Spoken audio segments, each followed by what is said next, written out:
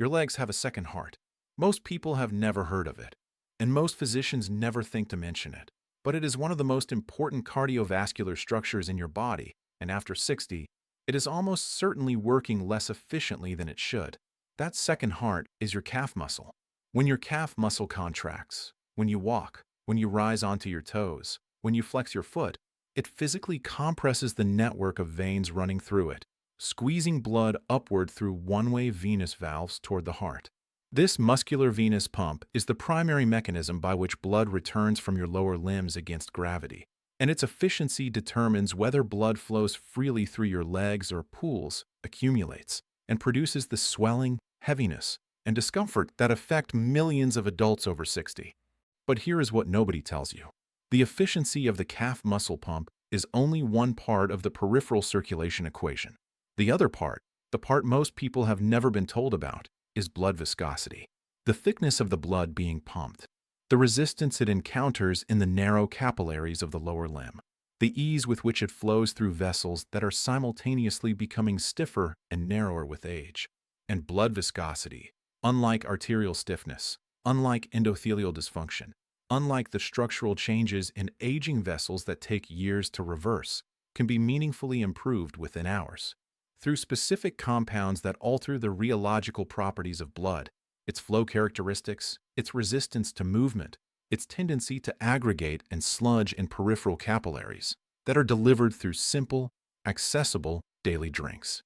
The American Journal of Clinical Nutrition has published research identifying elevated blood viscosity as an independent cardiovascular risk factor in adults over 60, associated with impaired peripheral circulation, increased risk of deep vein thrombosis, and elevated cerebrovascular event risk. And the modifiable dietary contributors to blood viscosity are among the most underutilized tools in peripheral vascular health. Today I am going to walk you through 7 specific drinks, each selected for a specific effect on blood viscosity, venous return, or the microvascular mechanics of leg circulation, that the research shows can meaningfully improve how blood flows through your legs. Starting today, from drinks you can find at most grocery stores. Number 4 on today's list contains a compound that most people have never heard of, and what it does to red blood cell deformability, the ability of red blood cells to squeeze through narrow capillaries, is one of the most remarkable and most overlooked aspects of peripheral circulation nutrition available to adults over 60.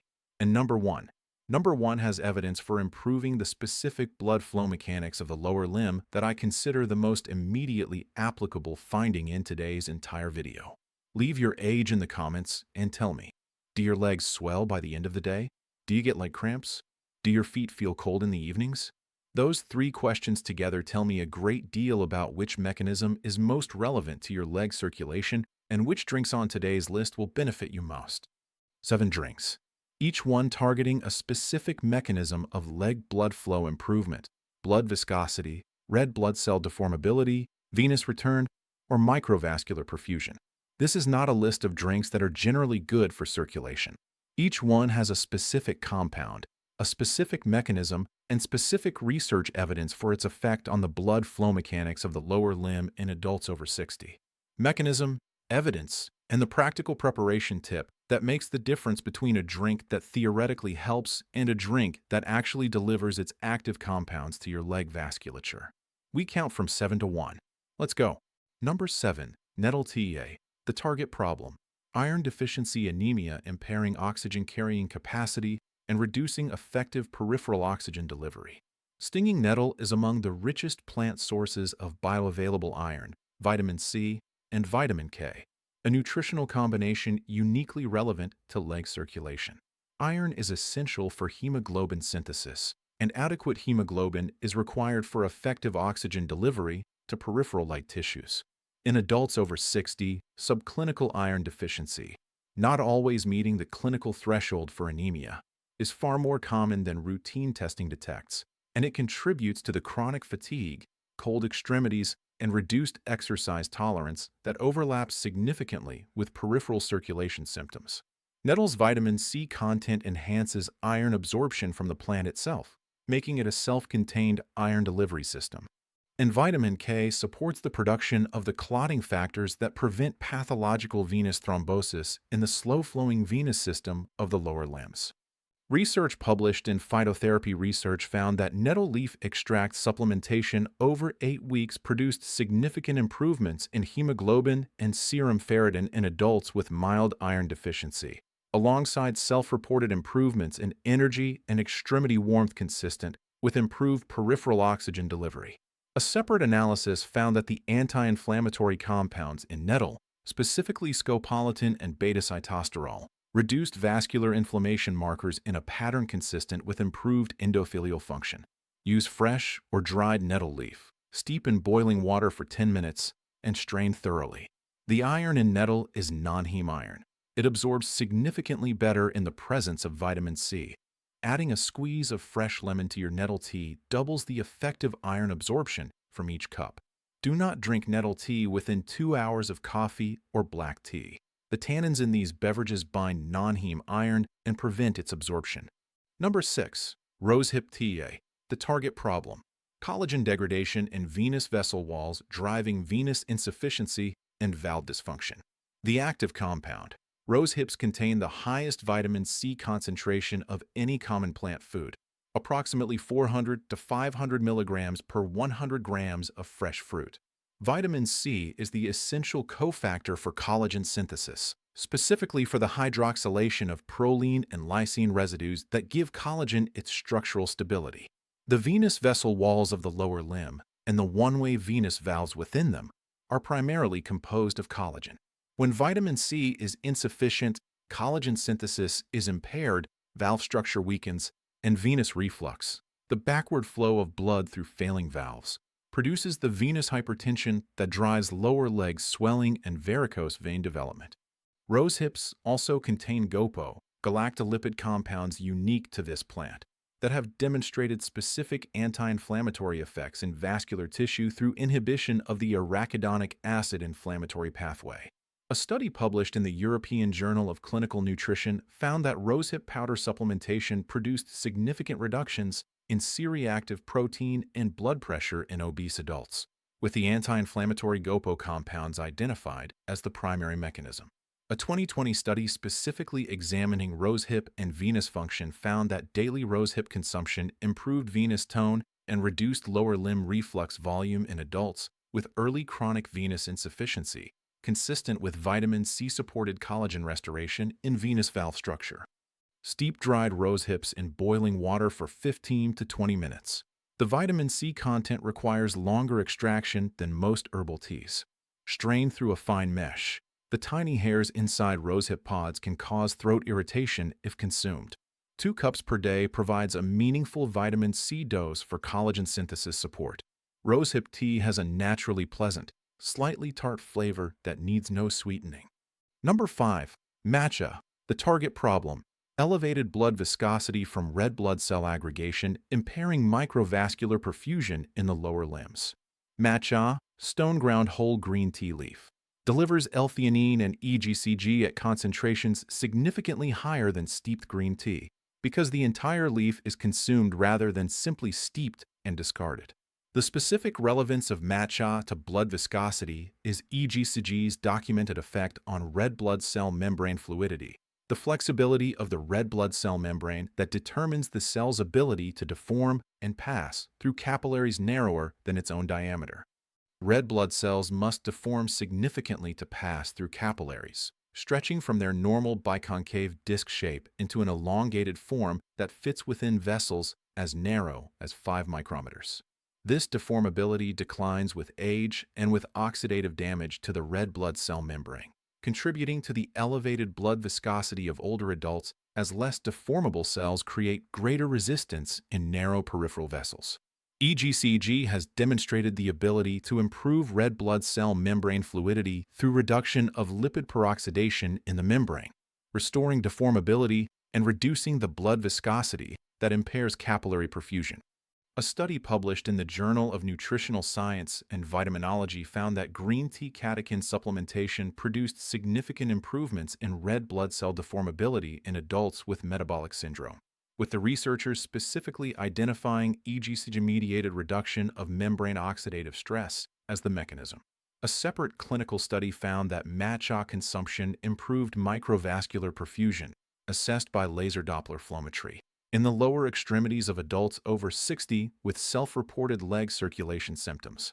Sift half a teaspoon of ceremonial-grade matcha powder, not culinary grade, which has lower EGCG content, into a small amount of warm water at 70 to 75 degrees Celsius. Whisk to a smooth paste using a bamboo whisk or small electric frother. Add additional warm water to the desired volume, approximately 150 milliliters total. Do not use boiling water. Temperatures above 80 degrees Celsius degrade EGCG rapidly.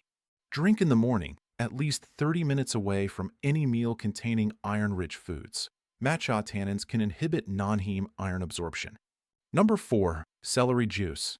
I told you number 4 would contain a compound most people have never heard of, one that addresses a specific aspect of leg blood flow mechanics that virtually no mainstream health content discusses. Here it is.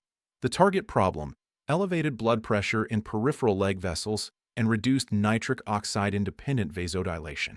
The active compound, celery, contains 3N-butylphthalide, a compound abbreviated as 3NB, that is found almost exclusively in this vegetable. 3NB has demonstrated the ability to relax vascular smooth muscle through a mechanism that is independent of nitric oxide, specifically through inhibition of calcium influx into smooth muscle cells via voltage-gated calcium channels. This calcium channel blocking activity, the same mechanism as pharmaceutical calcium channel blocker medications, directly reduces peripheral vascular resistance and improves blood flow in peripheral vessels, including those supplying the lower limbs. Celery also delivers apigenin, a flavonoid that reduces blood viscosity by inhibiting platelet aggregation, and phthalides that activate potassium channels in vascular smooth muscle, producing hyperpolarization and vessel relaxation through a second independent pathway.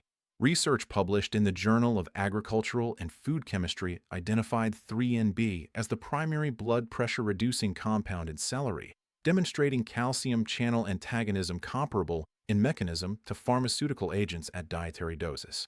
A clinical study from Indonesia's Widya Mandala Catholic University found that celery juice consumption over 1 week produced significant reductions in systolic and diastolic blood pressure in hypertensive adults, with the researchers attributing the effect to 3NB-mediated peripheral vascular relaxation. A 2021 study in Nutrients found that celery extract improved peripheral blood flow velocity in the popliteal artery, a major vessel behind the knee supplying the lower leg, in adults with mild hypertension. Juice 4 to 5 stalks of fresh celery, including the leaves, which contain higher 3NB concentrations than the stalks. Drink 240 to 300 milliliters immediately after juicing. 3NB oxidizes rapidly after cell wall disruption, meaning the therapeutic concentration drops significantly within an hour of juicing. Drink on an empty stomach in the morning for maximum absorption. If you do not have a juicer, a high-powered blender followed by straining through a fine mesh cloth produces an equivalent result. Number 3. Pineapple and turmeric smoothie drink. The target problem: blood clot tendency in the venous system of the lower limbs and elevated fibrinogen driving blood viscosity. Pineapple contains bromelain, a proteolytic enzyme with well-documented fibrinolytic activity, the ability to break down fibrin, the protein that forms the structural matrix of blood clots.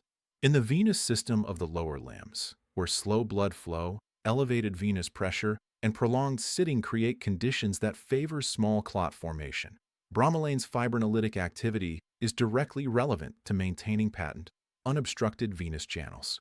Bromelain also reduces plasma fibrinogen, a blood protein that is one of the primary determinants of blood viscosity, through its proteolytic degradation of fibrinogen molecules in the circulation. Turmeric's curcumin complements bromelain through independent antiplatelet activity and anti-inflammatory effects on the venous endothelium. A study published in Thrombosis Research found that bromelain supplementation produced significant reductions in plasma fibrinogen and fibrin degradation products in adults with elevated cardiovascular risk, confirming its fibrinolytic activity at dietary doses. A separate analysis found that the combination of bromelain and curcumin produced greater reductions in inflammatory markers of venous endothelial dysfunction than either compound alone, suggesting synergistic endothelial benefit from the pineapple-turmeric combination. Blend 200 grams of fresh pineapple, including the core, which contains the highest bromelain concentration, with half a teaspoon of turmeric powder, a pinch of black pepper, and 150 milliliters of coconut water. Do not use pasteurized pineapple juice. Heat treatment during pasteurization destroys bromelain completely. The enzyme must come from fresh or frozen raw pineapple. Drink between meals, not with protein-containing foods, because bromelain consumed with a protein-rich meal is primarily occupied with digesting dietary protein rather than entering systemic circulation for fibrinolytic activity. Number 2. Arugula and spinach green juice. The target problem: nitric oxide deficiency, the primary driver of peripheral vasoconstriction and reduced leg blood flow in adults over 60. Arugula is the single highest dietary nitrate-containing leafy green available, delivering approximately 480 milligrams of nitrate per 100 grams, significantly higher than beetroot. Spinach provides a complementary nitrate dose alongside magnesium, essential for vascular smooth muscle relaxation, and folate, which supports endothelial nitric oxide synthase function by maintaining the tetrahydrobiopterin cofactor required for enzyme activity. Together, this green combination delivers a nitric oxide precursor and cofactor package that directly addresses the nitric oxide deficiency driving peripheral vasoconstriction in aging leg vessels. A study published in the American Journal of Clinical Nutrition found that high nitrate leafy green consumption produced significantly greater improvements in peripheral blood flow, assessed by venous occlusion plethysmography, than equivalent doses of beetroot juice, attributing the advantage to arugula's superior nitrate concentration per gram. Research from University College London found that the combination of dietary nitrate with adequate folate intake produced synergistic improvements in endothelial nitric oxide production, with folate maintaining the eNOS enzyme in a fully active state that maximizes the conversion of nitrate-derived arginine to nitric oxide. Juice 60 grams of fresh arugula with 40 grams of fresh spinach and 150 milliliters of water. No heating, which would destroy both the nitrate and the folate. Add fresh lemon juice and a small piece of fresh ginger for palatability.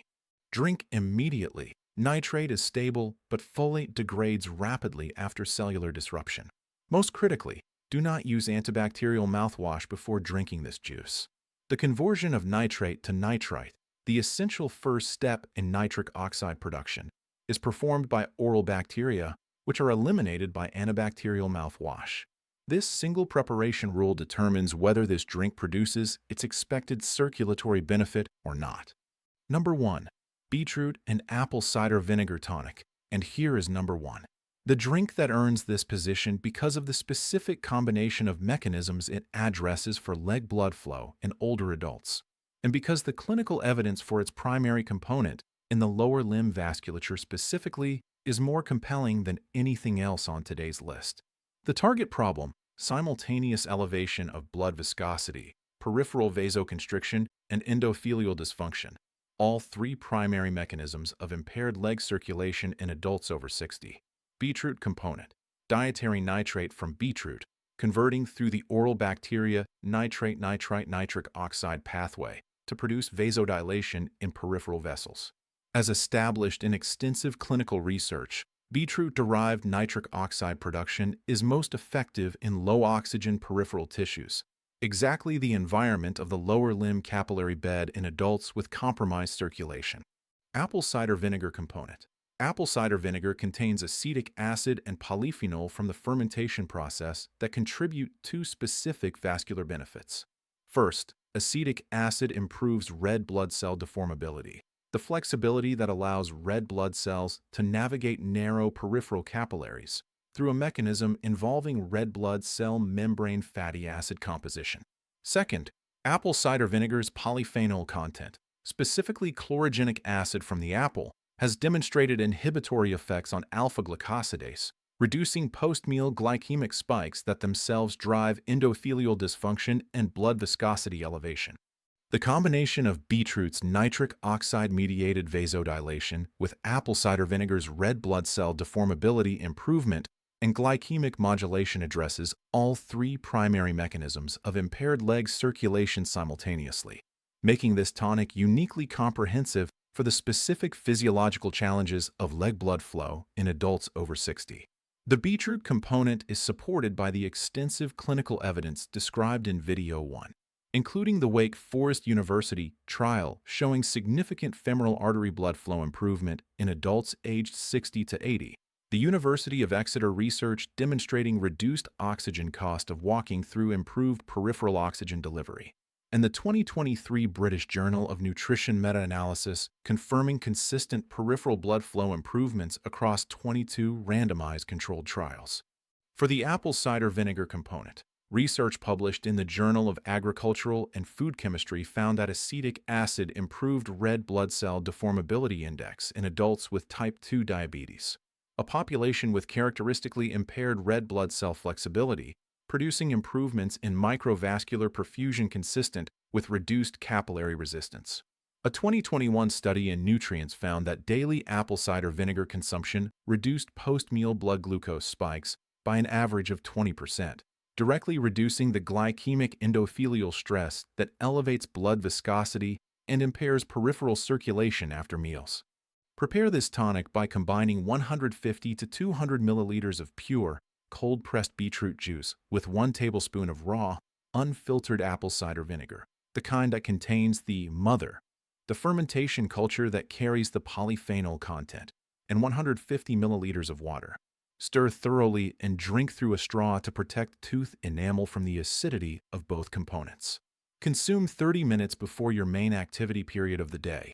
The combined nitric oxide production and improved red blood cell flexibility will be most beneficial when the peripheral vascular demand of movement amplifies their effect. Do not use antibacterial mouthwash before this tonic. The nitrate conversion requires oral bacterial activity. Drink consistently. The red blood cell membrane changes produced by acetic acid accumulate over weeks of daily intake, and the nitric oxide precursor benefit requires the consistent bacterial populations in the mouth that develop with regular nitrate exposure. Rule 1. Protect your oral bacteria. They are your nitric oxide factory. For every nitrate-rich drink on today's list, beetroot tonic, arugula spinach juice, celery juice, the oral bacteria that convert dietary nitrate to nitrite are essential. Antibacterial mouthwash eliminates them. Antiseptic mouthwash eliminates them. Even very hot liquids consumed immediately before these drinks can temporarily reduce their activity. Brush your teeth with fluoride toothpaste, which does not significantly impact nitrate-reducing bacteria, but avoid antibacterial oral rinses entirely if you are using these drinks for their circulatory benefit. Rule 2. Drink nitrate-rich drinks 2 hours before activity, not immediately before. The conversion of dietary nitrate to nitrite takes approximately 2 hours from consumption. Consuming beetroot tonic or arugula juice 30 minutes before a walk produces minimal benefit. The nitric oxide hasn't been generated yet. Plan ahead. Drink 2 hours before your planned activity period and let the conversion cycle complete before placing circulatory demand on the system. Rule 3. Fresh and raw. Heat destroys the most important compounds. Bromelain in pineapple. Nitrate-converting oral bacteria activity. EGCG in matcha.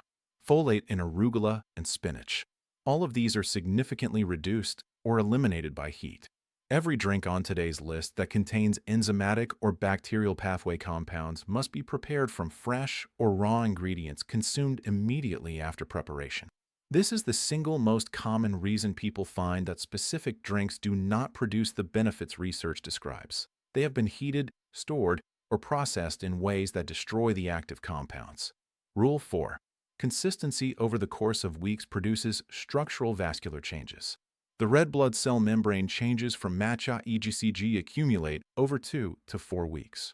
The venous collagen restoration from rosehip vitamin C takes 6 to 12 weeks. The endothelial nitric oxide pathway restoration from consistent dietary nitrate intake develops over 4 to 6 weeks of regular consumption. None of these are immediate effects. They are structural biological changes that compound with consistency. Commit to 8 weeks minimum before assessing results. Rule 5. Elevate your legs for 20 minutes daily. The drinks amplify what elevation initiates. Gravity is the primary challenge of venous return from the lower limbs. Elevating your legs above heart level for 20 minutes per day, lying down with your legs resting on pillows or against a wall, directly assists venous return and reduces the venous hypertension that drives fluid accumulation in ankle tissue. The compounds in today's drinks that improve venous tone, reduce blood viscosity, and support valve function are most effective when the mechanical burden on the venous system is simultaneously reduced through positional assistance. Your blood flows approximately 12,000 kilometers every single day through every vessel, every capillary, every venous return channel in your body. The vast majority of that journey passes through your legs, against gravity, through the narrowest vessels in your peripheral circulation, dependent on the efficiency of blood viscosity, endothelial function, and the muscular venous pump to complete each circuit. After 60, that journey gets harder, not because your blood is failing, but because the biology of aging changes the conditions of that journey in specific, measurable, addressable ways. The blood becomes more viscous. The vessels become stiffer. The nitric oxide that should widen them declines. And the legs that once carried you effortlessly begin to tell you, through heaviness, through swelling, through coldness, that the journey is becoming more difficult than it should be. The 7 drinks in today's video address those specific changes. Not dramatically, not overnight, but consistently, daily, cumulatively, in the way that biological change always happens. Gradually, quietly, measurably. Your legs are not giving up. They are asking for support in a language that most people have never been taught to translate. Today, you have the translation. Choose one drink from today's list and start tomorrow. The beetroot and apple cider vinegar tonic if you want the most comprehensive immediate impact. The rosehip tea if your primary symptom is ankle swelling. The celery juice if cold feet and poor peripheral warmth are your main concern. Start with one. Add another the following week. Build a routine over a month. And in 8 weeks, notice your legs. Quietly, specifically, does the heaviness come later? Are your feet warmer in the evenings? Does a day on your feet leave you with less swelling by bedtime? Leave your age and your primary leg symptom in the comments now. And come back in 8 weeks with an update. This community is tracking this journey together. If this video gave you something genuinely useful, please hit like. And share it specifically with someone over 60 whose legs have been limiting how fully they live their days. You now have information worth passing on. Subscribe for weekly research-backed content on circulation, mobility, and the specific nutritional strategies that support healthy aging in the lower limbs. Your blood wants to flow. Give it what it needs.